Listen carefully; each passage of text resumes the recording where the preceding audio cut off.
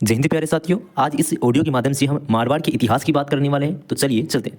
मारवाड़ का इतिहास, जिसके ऊपर राठौड़ वंश का अधिकार रहता है। राठौड़ वंश के अंदर कन्नौज और दक्षिण भारत आता है। कन्नौज के घेड़वार वंश और दक्षिण भारत के राष्ट्रकूट वंश।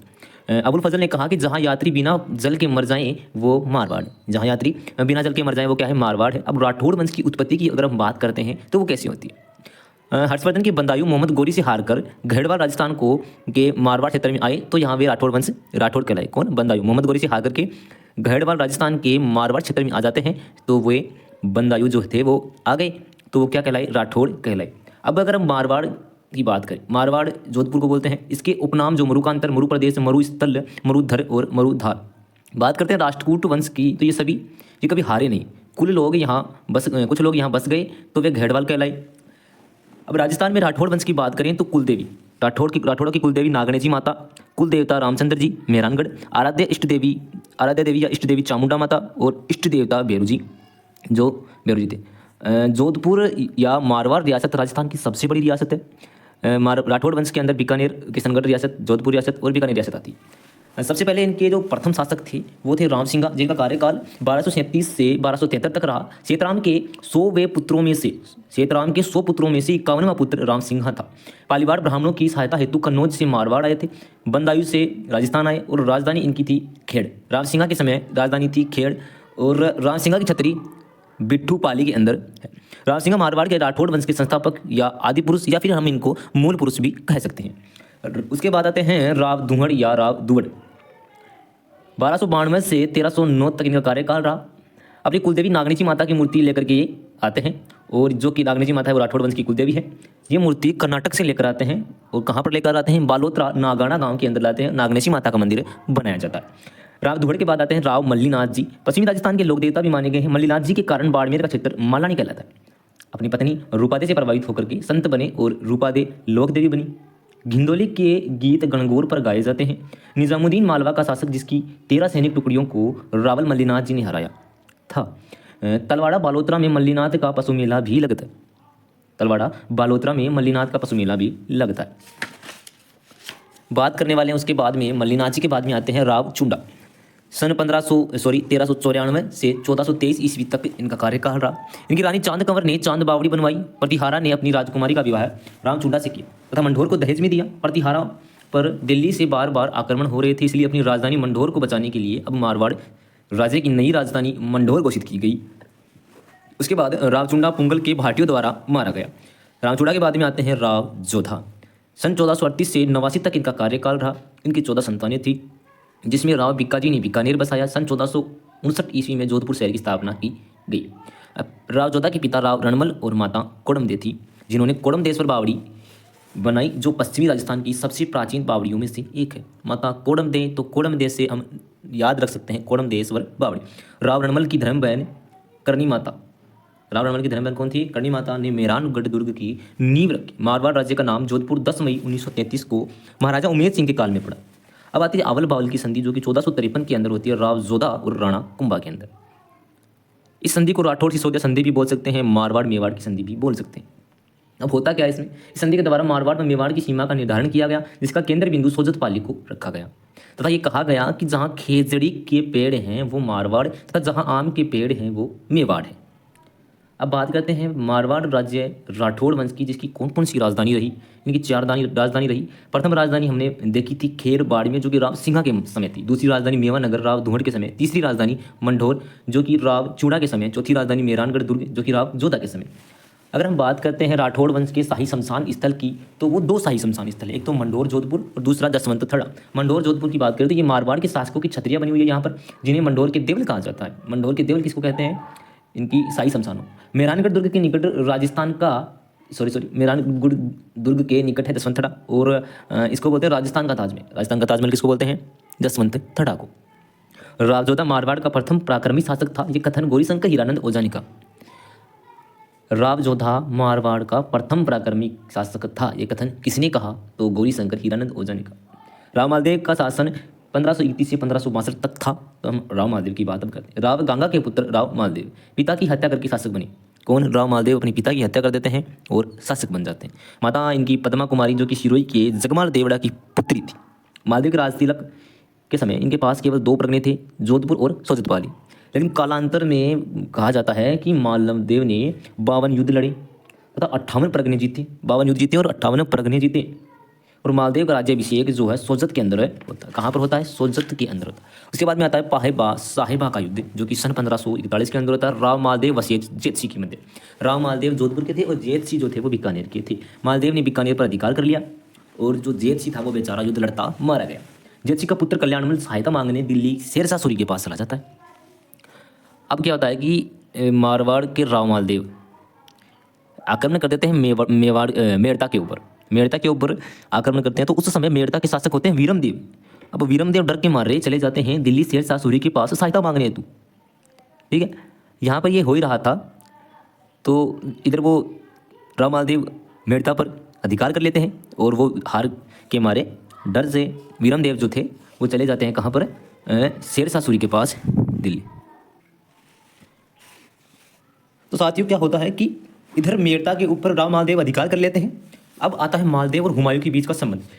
हुमायूं शेरशाह सूरी से हार करके पुनः वापस जाते समय राजस्थान में से होकर जा रहे थे। तब अपने 3 दूत हुमायूं ने मालदेव के पास भेजे सहायता हेतु। कि अतक्का खां, मीर संबंध और रायमल सोनी ने संबंध हेतु ये गए और जोगी तीर्थ नामक स्थान पर इन्होंने संबंध किया। उसके बाद में गिरी सुमेल का युद्ध या इसको जैतारण पाली का युद्ध भी हम कह सकते हैं, वो होता है 5 जनवरी 1544 को। राव मालदेव और शेरशाह सूरी के बीच ये युद्ध होता है। राव मालदेव के सेनापति जैता और कोपा थे और शेरशाह सूरी के साथ कल्याणमल और वीरमदेव थे। वीरमदेव मेड़ता के थे और कल्याणमल बीकानेर के थे। परिणाम क्या होता कि मालदेव जो थे वो हार जाते हैं और युद्ध मैदान छोड़कर के सिवाना चले गए और जेता कोपा इसके अंदर मारे गए। युद्ध जीतकर कल्याणमल को बीकानेर और वीरमदेव को मेड़ता वापस दे दिया कि इन्होंने शेरशाह सूरी ने। और इधर राव मालदेव हार जाते हैं। मेहरानगढ़ दुर्ग जीतकर प्रबंध ख्वास खां को सौंप दिया गया। शेरशाह सूरी ने मेहरानगढ़ दुर्ग। ठीक है, सन 1545 में शेरशाह सूरी की मृत्यु के बाद मालदेव ने पुनः जोधपुर पर अधिकार कर लिया। शेरशाह सूरी मर जाते हैं 1545 में और फिर मालदेव वापस आते हैं और उसके ऊपर अधिकार कर लेते हैं मेहरानगढ़ दुर्ग पर, जोधपुर पर। मालदेव जो थे उन्होंने जोधपुर, पोखरण, फलोदी, बाड़मेर, कोटड़ा, जालोर व मेड़ता पर पुनः अपना अधिकार कर लिया। उसके बाद आता है हरमाड़ा का युद्ध, 1557 के अंदर होता है हरमाड़ा का युद्ध। राव मालदेव और राणा उदय सिंह के बीच में ये युद्ध होता है। मारवाड़ और मेवाड़ इसके अंदर युद्ध होता है। राव मालदेव ने मेवाड़ के शासक राणा उदय सिंह को हराया था। ये लो साहब, राव मालदेव ने ये भी जीत लिया। उसके बाद शेरशाह सूरी ने राव मालदेव की वीरता से प्रभावित होकर कहा कि एक मुट्ठी भर बाजरे के लिए मैं हिंदुस्तान की बादशाहत को देता हूँ। गिरी सुमेल युद्ध के पश्चात ये बात कही किसने?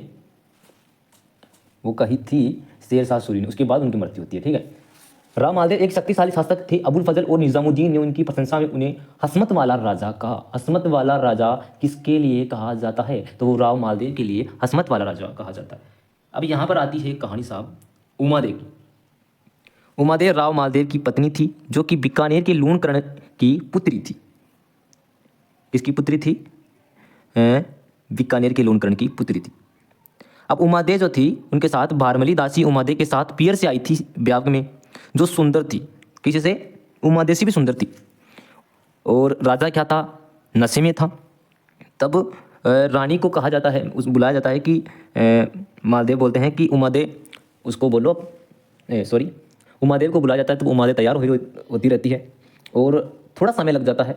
राजा नशे में रहता है। तब उमादेव कहती हैं कि भारमली से कि राजा जी से कहो कि थोड़ा समय लगेगा।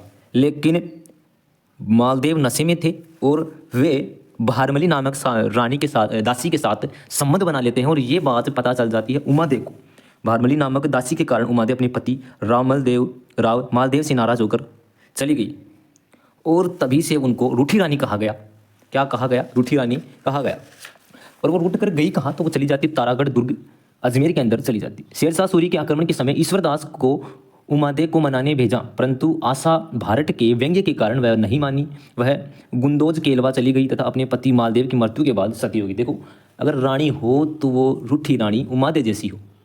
उसे पता था कि उसके पति मालदेव ने भारमली के साथ संबंध बनाया, उसके बाद भी वो किसी दूसरे राजा के पास नहीं जाती है, वो अकेली रहती है और मालदेव के मरने के पश्चात खुद सती होने के लिए आती है। ये था पहले का प्रेम। अब एक यहाँ पर एक शब्द आता है कि जल्ला। जल्ला क्या होता है? तो महिलाओं द्वारा बारात का डेरा देखने जाते समय गाया जाने वाला गीत साथियों जल्ला होता है। मालदेव की उपाधियाँ हिंदू बादशाह, हसमत वाला राजा, जिसको वैभव वाला राजा भी हम कह सकते हैं, जोधपुर में एक परकोटे का निर्माण करवाया था। मालदेव ने मेड़ता, रिया, सोजत एवं पोखरण किलों का निर्माण करवाया। राव मालदेव के पुत्र थे कितने? 4। राम, उदय सिंह, चंद्रसेन और रायमल। राम गुंदोज की शासक, उदय सिंह फलोदी की, चंद्रसेन जोधपुर की, रायमल सिवाना की। राव चंद्रसेन को मारवाड़ का शासक बनाया गया। राव चंद्रसेन आते हैं तो उनका कार्यकाल 1562 से 1581 तक रहा। इनका जन्म 16 जुलाई 1541 को होता है। पिता इनके राव मालदेव, माता इनकी झाला रानी स्वरूप देती। 1 दिसंबर 1562 को राव मालदेव की इच्छा अनुसार राव चंद्रसेन मारवाड़ के राजा बने। अपने भाई राम व उदय सिंह के विरोध का सामना करना पड़ा।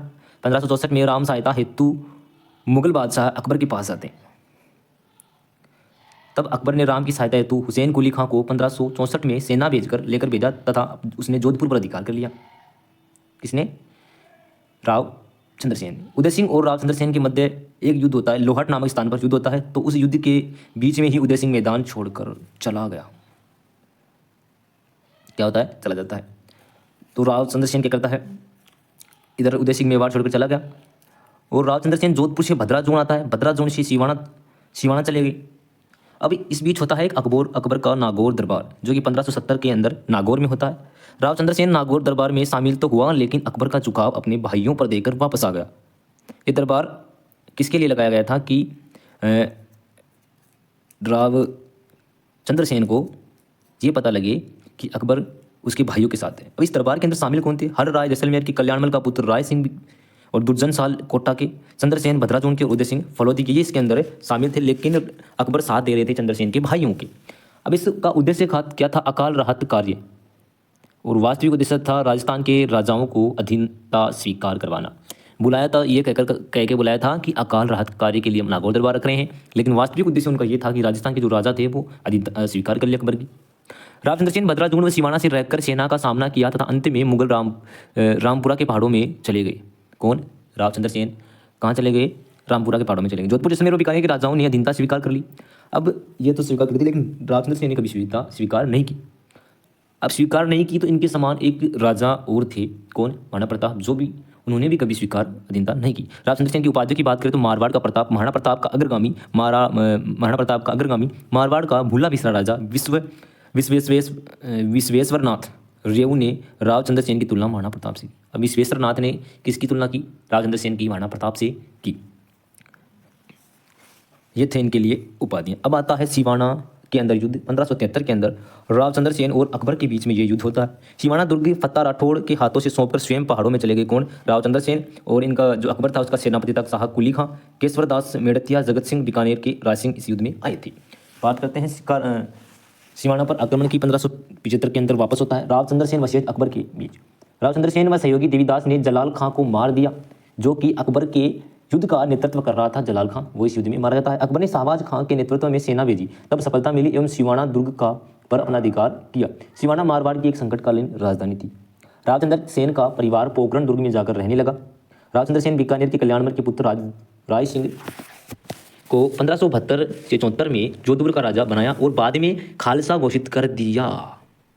अब एक खालसा क्या होता है? खालसा होता है केंद्र अधीन भूमि, जो भूमि केंद्र के अधीन होती है उसको बोलते हैं खालसा। और जो ये 1558 से 83 तक, 78 से 83 तक ये खालसा रहा। राव चंद्रसेन ने 1 लाख फदिये लेकर पोखरण दुर्ग हरिराय को दे दिया। अक्टूबर 1576 में जैसलमेर के राजा हरिराय ने पोखरण पर आक्रमण करके घेराबंदी कर ली। इसी कारण दुर्ग देना पड़ा। राव चंद्रसेन अपने अंतिम समय में सोजत को जीत लिया। किसको? सोजत को। और 11 जनवरी 1581 ईस्वी को पाली के सारण के पर्वतों में सचियाय नामक स्थान पर राव चंद्रसेन की मृत्यु हो जाती है। उसके बाद मोटा राजा उदय सिंह चंद्रसेन के भाई जो थे वो शासक बन जाते हैं। बात करते हैं मोटा राजा उदय सिंह की, जिनका कार्यकाल 1583 से 1595 तक रहा। मारवाड़ का प्रथम शासक जिसने अकबर की अधीनता स्वीकार की। कौन थे? मोटा राजा उदय सिंह। अपनी पुत्री मीराबाई जोधाबाई का विवाह उदय सिंह ने अपनी अकबर के पुत्र सलीम या जहांगीर से कर दिया, जिनको मानीबाई की उपाधि दी गई जगत गोसाई के द्वारा। जगत गोसाई के पुत्र खुर्रम शाहजहां मोटा राजा उदय सिंह के भाई रायमल और रायमल के पुत्र कल्ला रायमलोद उसके बाद शासक बनते हैं। तो कौन आता है? कल्ला रायमलोद। रायमल का पुत्र सिवाना का सामंत था। सन 1569 ईस्वी में बूंदी के शासक सुरजन ने अकबर की अधीनता स्वीकार की। सुरजन ने नागौर दरबार में शामिल हुआ। पुत्री इसकी थी सुरजन की भानकमर। अकबर ने सुरजन से अपनी उसकी पुत्री का विवाह अपने पुत्र सलीम के साथ करने को पूछा तो सुरजन ने कहा कि मैं कल्लाजी रायमलोध से साथ इसकी सगाई कर रखी है मैंने भानकवर की, तो मैं इसका विवाह जो है सलीम के साथ नहीं कर सकता। सुरजन के कहने पर रातों रात बूंदी जाकर उनकी पुत्री भानकवर से सगाई कर ली। अकबर ने कल्लाजी रायमलोध को लाहौर का नायब सूबेदार बनाकर भेज दिया। कल्लाजी ने लाहौर के एक मुस्लिम सूबेदार की हत्या कर दी। तब अकबर ने कल्ला को आगरा बुलाया और धन्यवाद दिया। वो इस जाल में फंसा रहे थे कल्ला को। कल्ला रायमलोध अकबर के पास आगरा गया। तब अकबर ने कल्लाजी की पुत्री का विवाह अपने पुत्र सलीम से करने को भेजा, क्योंकि कल्ला की सगाई के बारे में बताया था किसने? सुरजन ने, लेकिन वो वास्तव में नहीं था। तब कल्लाजी ने कहा कि बारात लेकर आओ तो कम लोग आना, क्योंकि मेरे पास इतनी व्यवस्था नहीं है। अब कल्लाजी भी यहाँ पर क्या करते हैं, एक जाल बिछाते हैं। किसको बोलते हैं? अकबर को बोलते हैं अगर बारात लेकर आओ तो कम ही आना, मेरे पास क्या है, इतनी व्यवस्था नहीं है। तब अकबर का पुत्र सलीम बारात लेकर जाता है ढोल बाजे लेकर के। विवाह करने तो सीमाना गया। तब कल्लाजी ने उसकी बेइज्जती कर दी और वापस भेज दिया और कहा कि तेरे बाप को कह देना शादी नहीं करूँगा। अब देखो, जब बारात की बात आ रही तो एक शब्द की हम बात कर लेते हैं, सामेला क्या होता है? सामेला बारात का सामने जाकर स्वागत करना सामेला कहलाता है। अकबर अब गुस्सा हो जाता है और गुस्सा होकर कल्ला रायमलोध के चाचा मोटा राजा उदय सिंह से सीमाना पर आक्रमण करने तो भेजा कि जा अब तेरे उस भतीजे को सटा दें। तब सीमाना पर आक्रमण होता है। अकबर ने कल्ला रायमलोध के चाचा मोटा राजा उदय सिंह को सीमाना पर आक्रमण के लिए भेजा। सन 1589 में यह वापस युद्ध होता है सीमाना पर। ये सीमाना का दूसरा शाखा कहलाता है। 1589 के अंदर कल्ला रायमलोध और अकबर के बीच युद्ध होता है। अकबर का सेनापति मोटा राजा उदय सिंह, जो कि कल्ला का चाचा ही था। यहाँ पर कल्ला रायमलोध जो है वो केसरिया करते हैं और जौहर करती है भानकवर। अब ये देखो, भानकवर से इसकी शादी नहीं हुई थी, केवल सगाई की थी, वो भी सुरजन के कहने पर, है? लेकिन वो फिर भी सती हो जाती। कल्ला रायमलोध ने पृथ्वीराज राठौड़ को अपने मर्सिये लिखने को कहा था। किसको? पृथ्वीराज राठौड़ कि अगर मैं मर जाऊँ तो मेरे मर्सिये रखना। मरने के बाद वीरता के लिए जो लिखे जाते हैं उनको बोलते हैं मर्सिये। वो पृथ्वीराज ने लिखे भी थे। बीकानेर के शासक कल्याणमल ने अपने दोनों पुत्रों को अकबर के पास छोड़ दिए, एक राय सिंह व दूसरा पृथ्वीराज राठौड़, जिसने उसके मर्सिये लिखे थे। ठीक है, ये कल्याणमल के पुत्र थे। अब कल्ला रायमलोध के बाद आता है गज सिंह, जिसकी उपाधि दलथम्बन की जिसको उपाधि दी गई थी जहांगीर ने। 1615 से 1638 तक इसका कार्यकाल रहा। अब यहाँ पर एक प्रेम कथा भी आता है। गज सिंह जो था उसकी एक प्रेमिका थी अनारा बेगम, और अनारा बेगम के कहने पर गज सिंह ने अपने छोटे बेटे जसवंत सिंह को जोधपुर का राजा और अपने बड़े बेटे को नागौर का राजा बना दिया। ये देखो, किसके कहने पर? गज सिंह को कहने पर। इसके दो पुत्र थे, जसवंत सिंह और अमर सिंह। छोटा था जिसको जोधपुर का राजा, बड़ा था जिसको नागौर का राजा बनाया। अमर सिंह जो था उसकी उपाधि कटार का धनी। 1613 से 1644 तक उसका कार्यकाल रहा। अमर सिंह ने मात्र 21 वर्ष का जीवन जिया। 11 दिसंबर 1613 को उसको जन्म होता है और 44 में इसकी मृत्यु हो जाती है। अब जो एक युद्ध होता है मतेरी की राड़, मतेरी का युद्ध, तो वो इन्हीं के बीच होता है, अमर सिंह और करण सिंह के बीच में। करण सिंह कौन था? बीकानेर का शासक था, और अमर सिंह नागौर का शासक। ये युद्ध जो है 1644 के अंदर होता है। कौन सा? मतेरी की राड़। ठीक है। करण सिंह ने रक्षा मंत्री मीर बख्शी सलामत खां के अमर सिंह के खिलाफ कान भरे। अमर सिंह ने दरबार में एक बार में कटार से सलामत खां को मार दिया। किसने मार दिया? अमर सिंह ने सलामत खां को मार दिया। इसीलिए इनको क्या बोला जाता है? कटार का धनी। और शाहजहां के पीछे तलवार फेंकी, देखो, और ये तलवार एक पिलर में जाकर घुस गई तथा शाहजहां वहाँ महिलाओं के बीच भेष बदलकर छुप गया, क्योंकि राजपूत शासक महिलाओं में नहीं जाते थे। बहुत बड़ी बात है कि जो अमर सिंह थे ना, उन्होंने शाहजहां के पीछे एक तलवार फेंकी। वो तलवार इतनी ज़ोर से फेंकी कि वो एक पिलर के अंदर जाकर के घुस जाती है, और शाहजहां अंदर महिलाओं के पास जाकर के उनके भेष बदल लेते हैं। तब वो उसके अंदर क्यों गए? क्योंकि अमर सिंह वहाँ नहीं जा सकते थे। उसके बाद शाहजहां ने दरबार का आयोजन किया। एक दरबार का आयोजन करते हैं। तब अमर सिंह को मारने वाले को उचित इनाम की घोषणा की। उन्होंने कहा जो अमर सिंह को मारेगा उसको मुँह गोली इनाम दी जाएगी। तभी दरबार में बैठे अर्जुन सिंह, जो कि अमर सिंह का ही साला था, ने कहा कि साहब ये काम अपन कर देंगे, जीजाजी को टपका देंगे। अर्जुन सिंह ने अपने घर अपने जीजाजी अमर सिंह को बुलाकर कहा कि आज अपन पार्टी करेंगे, और पार्टी के अंदर उनको वो मार देते हैं, हत्या कर देते हैं। उसके बाद है जसवंत सिंह। सन 1638 से 78 तक इसका कार्यकाल रहा। छोटी उम्र के शासक बन गए। सरक संग इनके थे राज सिंह कुंपावत, मारवाड़ के राजा थे। जसवंत सिंह ने मुगल उत्तराधिकार संघर्ष में भाग लिया था। अब जो शाहजहां थे उसके पुत्र थे चार, दारा, सुजा, मुराद, औरंगजेब। दारा आगरा का शासक, मुराद गुजरात का, सुजा बंगाल, औरंगजेब दक्षिणी भारत का। ये थे बेघर बेरोजगार। ठीक है। मुगल उत्तराधिकार संघर्ष ये क्यों होता है? क्योंकि अलग अलग जगह थे। दारा, अब बहादुरपुर का युद्ध होता है दारा और सुजा के बीच में। धर्मत का युद्ध होता है जसवंत सिंह और औरंगजेब और मुराद के बीच में। सामूगढ़ का युद्ध होता है दारा और औरंगजेब मुराद के बीच में। खाजुआ का युद्ध होता है औरंगजेब जसवंत सिंह और सुजा के बीच में। दोराई का युद्ध होता है औरंगजेब वशिष्ठ दारा के बीच में। ठीक है। औरंगजेब ने प्रथम बार अपने पुत्र बहादुर शाह फर्स्ट को पूर्ण पर आक्रमण करने भेजा। जसवंत सिंह ने कहने पर बहादुर शाह स्वयं को राजा घोषित कर देता। और अपने बाप का ही विद्रोह कर देता है। कौन? बहादुर शाह। जसवंत सिंह ने 400 मुगल सैनिकों की ड्रेस देकर छत्रपति शिवाजी को पुणे के किले को जीतने में मदद की और जीत भी लिया। औरंगजेब ने बहादुर शाह के पुत्र को सभी हिंदू मंदिरों को तुड़वाने हेतु अपनी सेना को भेजा। तभी उधर जसवंत सिंह थे, तो जसवंत सिंह ने सभी मस्जिदों को तोड़ने के लिए आदेश दिया ही था कि औरंगजेब ने अपनी सेना वापस बुला ली, डर गए। ठीक है, सेना क्या थी, वापस बुला ली। जसवंत सिंह ने जसवंतपुरा नगर बसाया। जमरूद का थाना 1678 ईस्वी को जसवंत सिंह की मृत्यु हो गई। तभी औरंगजेब ने कहा आज कुफ्र का दरवाजा टूट गया। जसवंत सिंह की मृत्यु हो जाती है, तब यह कथन किसने कहा कि आज कुफ्र का दरवाजा टूट गया? तो ये औरंगजेब ने कहा। जसवंत सिंह की पुस्तकें कौन सी थी? आनंद विलास, भाषा भूषण, प्रबोध चंद्रोदय, अप्रोक्ष सिद्धांत सार, ये इनकी 4 पुस्तकें थी। और उनके दरबार के अंदर दरबारी कवि कौन थे? मुणोत नैणसी थे, जिन्होंने नैणसी की ख्यात लिखी, जो कि राजस्थान की पहली ख्यात थी, और मारवाड़ प्रगनारी विगत नामक ग्रंथ लिखा, जो कि मारवाड़ का प्रशासनिक ग्रंथ था। जनगणना की जानकारी इसके अंदर मिलती थी। मारवाड़ का गजट या राजपत्र भी इसको कहा जाता है। किसको? मारवाड़ प्रगनारी ख्यात विगत को। मुणोत नैणसी को राजपूतों का अबुल फजल कहा जाता है। किसके अनुसार? मुंशी देवी प्रसाद के अनुसार। हम बात कर लेते हैं जसवंत सिंह की रानियों के। तो इनकी 2 रानियां के पुत्र थे, 2, अजीत सिंह और थल संबन। दिल्ली के रूप सिंह राठौर की हवेली में इन दोनों को नज़रबंद कर दिया गया और कहा कि यदि अजीत सिंह मुसलमान बने तो छोड़ देंगे। अजीत सिंह उनके साथ है दुर्गादास और मुकुंददास खींची। अब अजीत सिंह की बात करेंगे कि 1679 से 1724 तक इनका कार्य रहता है। 1708 ईस्वी में देबारी समझौते के बाद राजा बने मुकुंददास खींची ने सैनिकों का ध्यान भटकाया एवं दुर्गादास राठौड़ व गोरा नामक धाय माँ अजीत सिंह को मारवाड़ की ओर ले गए। गोरा जो थी मारवाड़ की पन्ना धाय थी। कालिंद्री जो कि सिरोही के अंदर पड़ता है में अजीत सिंह को जुड़वा बच्चे के रूप में जयदेव पुरोहित के घर रखा गया। मुहम्मदी राज नामक नकली अजीत सिंह को जेबुनिसा को सौंप दिया, जो औरंगजेब की पुत्री थी। अजीत सिंह अपनी बेटी इंद्र कंवर का विवाह मुगल बादशाह फर्रुखसियर से किया। अजीत सिंह अंतिम संस्कार में किया और अंतिम हिंदू राजकुमारी जिसकी विवाह मुगल शासक से हुआ। अजीत सिंह के अंतिम संस्कार के अंदर कई पशु पक्षी जलकर मरे थे। इंद्र कंवर का विवाह किसके साथ होता है? मुगल बादशाह फर्रुखसियर के साथ, जो कि अंतिम हिंदू राजकुमारी थी जिसका विवाह मुगल शासक से होता है। ठीक है, तो आज हमने मारवाड़ का, जोधपुर का इतिहास पढ़ा। उसके बाद अपनी अगला जो ऑडियो है वो बीकानेर का इतिहास का आएगा। जय हिंद।